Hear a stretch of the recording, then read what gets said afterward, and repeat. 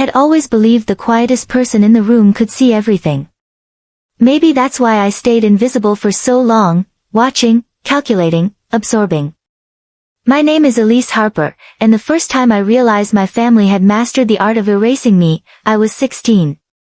It was a Sunday afternoon, the kind that should have felt warm and ordinary, but my parents had already started their usual game of comparison. My older sister, Claire, had just returned from her college showcase. Everyone clapped for her, praised her achievements, asked about her future as if she had been carved from the same marble as their dreams. And then they looked at me. "Elise, why can't you be more like Claire?" my mother asked casually, stirring the tea as though it were the most natural thing in the world. Her words weren't sharp, but they cut deeper than any raised voice ever could. I smiled, because I had learned to. I smiled and nodded, keeping the storm inside me perfectly contained. But that day, something inside me shifted. I couldn't remember how many times I had swallowed my accomplishments, my ideas, my successes, and handed the spotlight to Claire without a word. The piano recital I had won, the science competition I had led, all vanished into silence at that table. The house smelled like cinnamon and fear, the kind of fear you develop when your worth is measured by someone else's glow. I felt the chair beneath me, hard and unyielding, like the truth I had been holding in my chest. And for the first time, I considered letting it all spill. My father cleared his throat, glancing at my mother as if searching for permission to speak.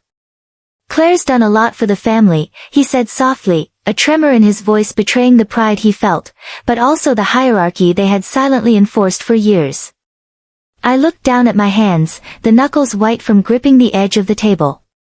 Every dinner, every holiday, every casual remark had built a cage around me. But this time, I didn't shrink. "I've done a lot too," I said quietly, but not meekly. My voice carried a weight it had never carried before. Maybe it's time someone noticed. The room went still.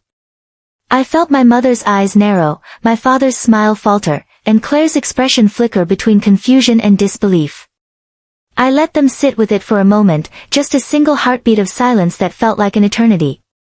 Because the truth is, I had been the one quietly saving our family from financial chaos. Bills, mortgage payments, emergency funds, I had managed it all. Every unacknowledged, sleepless night, every sacrifice, they didn't see it. They couldn't. I had made it invisible by choice, until now. "I've covered the mortgage for the last 2 years," I said.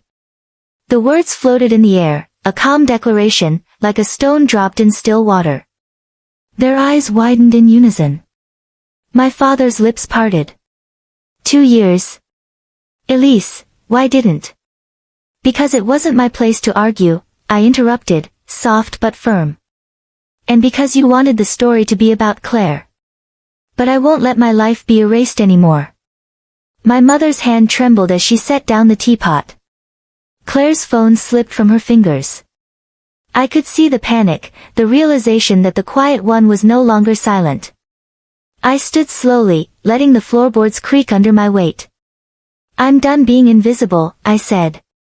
My chest ached with relief and fury and freedom all at once. "If you want to celebrate someone tonight, that's fine.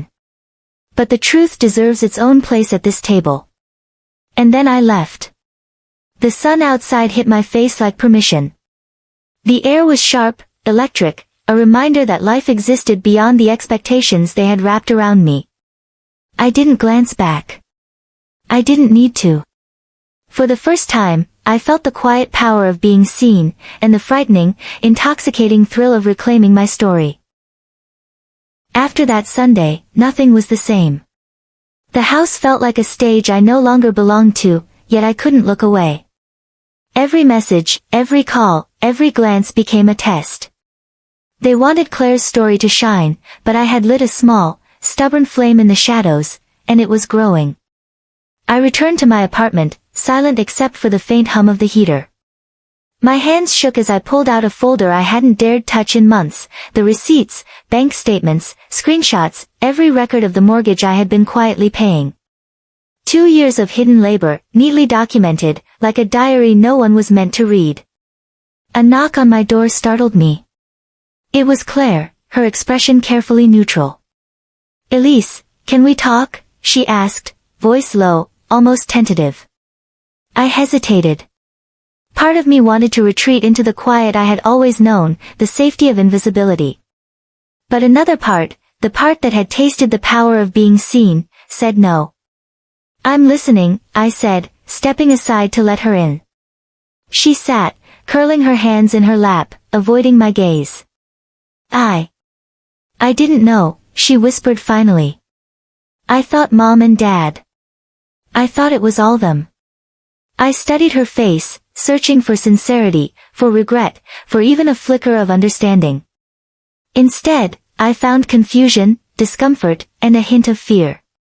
She had lived her entire life in the spotlight, and now she realized the quiet one, the invisible one, held the keys to the truth. "They didn't tell you," I said calmly. "And maybe that's the point. But it doesn't change what I did. Or what I've been doing all along." Her eyes widened. 2 years of payments? "Elise, why didn't you ever tell us?" "Because my silence suited them," I said, voice steady. "And because I learned a long time ago that silence keeps the peace. But peace built on lies isn't peace, it's a cage." Claire swallowed hard, her fingers tightening around the edges of her phone. I don't know what to say." "You don't have to say anything," I said.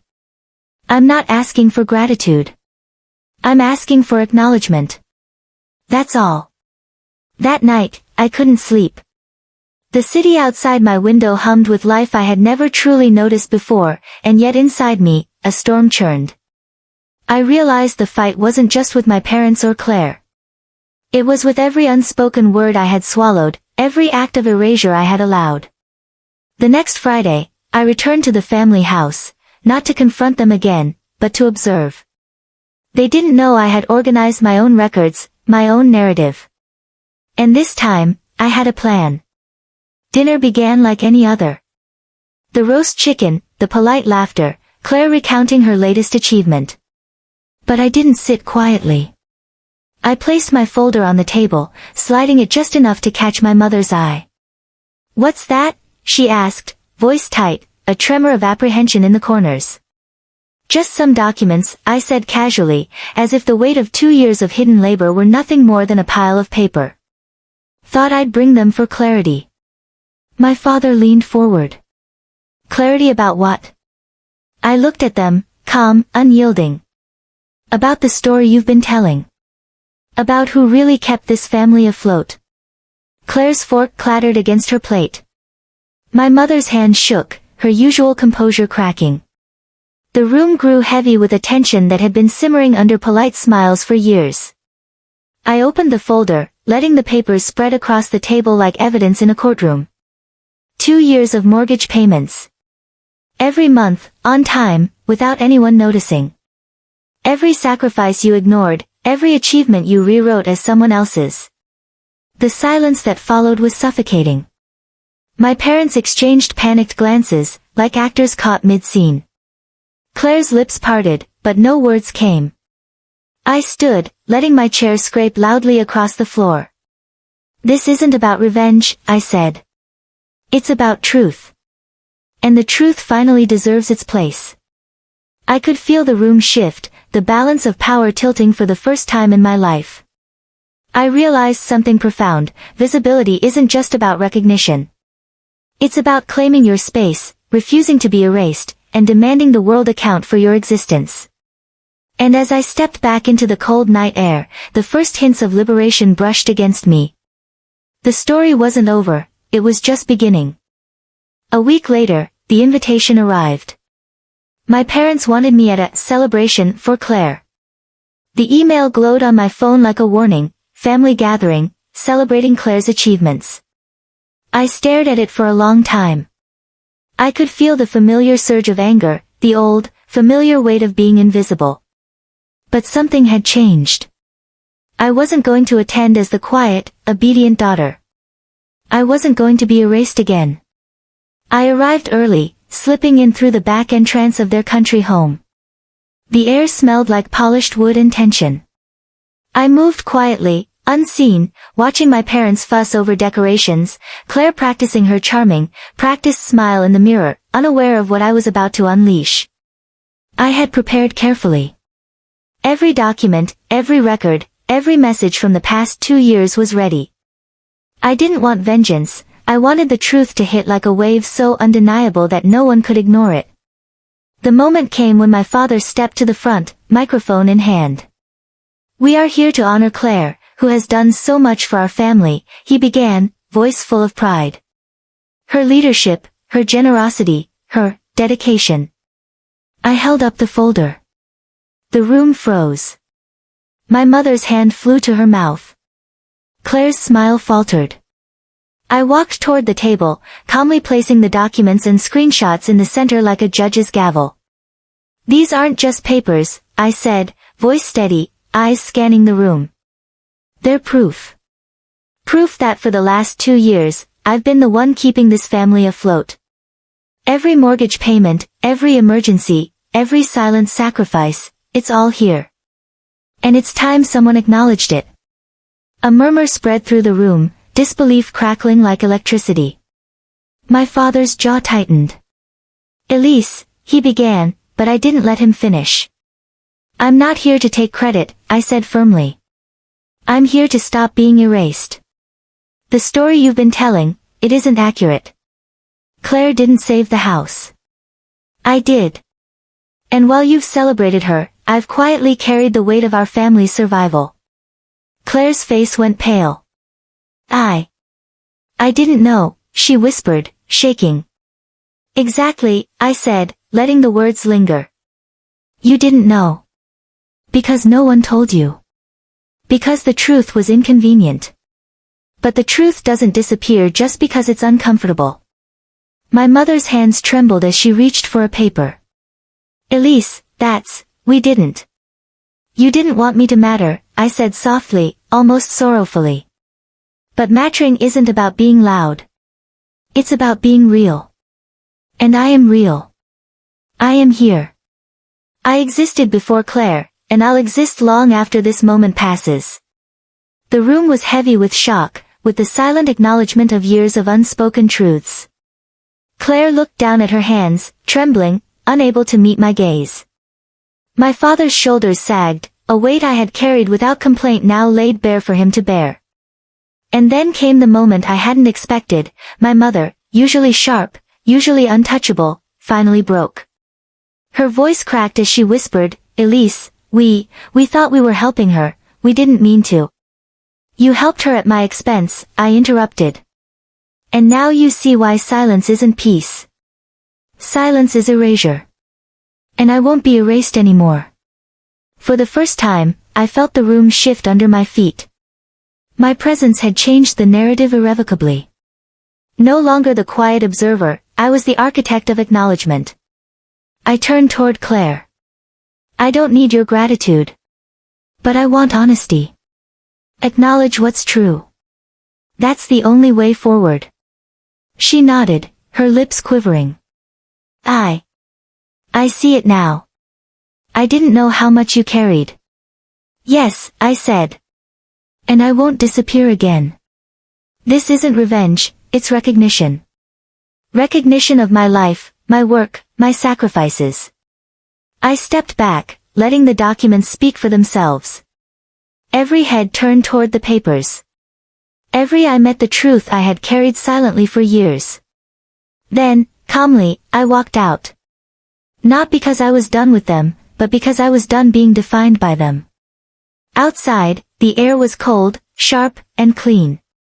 The night was alive, and I felt lighter than I had in a decade. For the first time, I understood something fundamental. You can't control how others see you, but you can control whether you allow them to define you. I had chosen myself. I had reclaimed my narrative. And in that reclamation, I found freedom. The house behind me was full of shocked faces and whispered explanations, but it no longer mattered.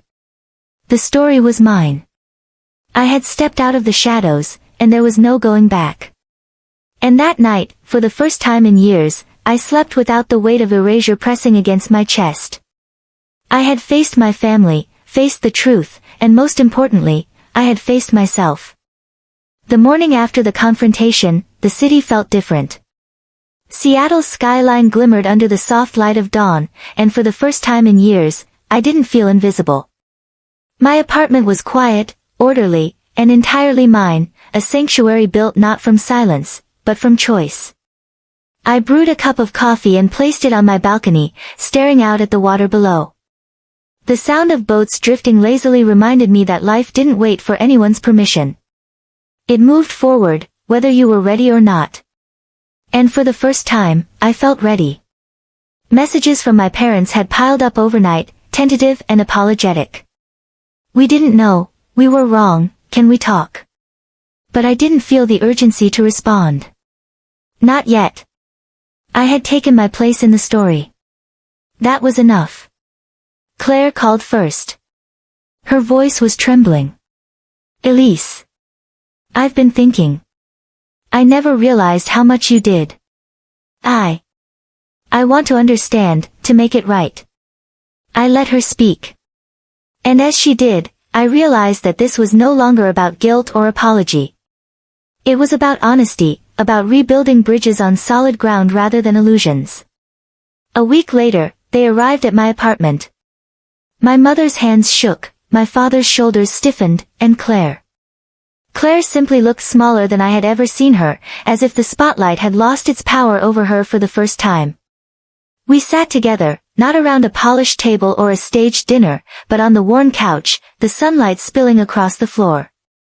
No speeches, no rehearsed smiles, no applause, just presence. I want to say it properly this time, my father began, voice low. Elise, we were wrong. You carried more than we ever acknowledged, and we didn't give you the recognition you deserved. The house, the bills, all of it, it was yours as much as anyone's. I nodded, feeling the weight of years lift slightly. Thank you, I said quietly. I don't need the house or credit. I need honesty. And now, I finally have it. My mother reached out, her fingers brushing mine. We never meant to erase you, she whispered, tears brimming. We just got lost in the story of your sister. And now you see, I replied, that the story isn't just hers. It's ours. Mine included. We spent the afternoon talking, really talking, for the first time in years. I shared the quiet sacrifices, the invisible work, the moments when I had carried the weight alone. They listened. Not defensively, not dismissively, but with the tentative care of people realizing how much they had missed. Claire hugged me. I'm sorry, she said. I thought being the star meant I was helping everyone. I didn't see you. You're seeing me now, I said, letting the words settle. That's enough. For the first time, I realized that reclaiming my story wasn't about proving myself to anyone else. It was about standing in the light of my own life and refusing to step back into the shadows. The quiet power I had discovered wasn't loud or brash, it was steady, unshakable, and undeniable. In the weeks that followed, I reorganized my life. I set boundaries with my family, participated in the celebrations that mattered, and let go of the ones that didn't. I found joy in ordinary moments, Saturday morning runs along the river, late-night cooking experiments, laughter with friends who never judged me for staying quiet. And every night, when I returned to my apartment, I looked at the skyline, remembering the power of standing up, speaking out, and claiming your space. Silence no longer terrified me. It no longer defined me. It had taught me patience, resilience, and the value of choosing when to speak. But it would never erase me again. That night, as I watered a small plant on my balcony, the city lights reflecting on the water, I realized something essential. Reclaiming your story isn't about punishment, revenge, or recognition. It's about freedom, the freedom to be yourself, fully, without apology. And for the first time in my life, I felt it, complete, unshakable, and entirely mine. If you've ever felt unseen, unheard, or erased, remember this, your story matters. Your voice deserves to be heard. And the moment you decide to stand in your own light, nothing can take it away.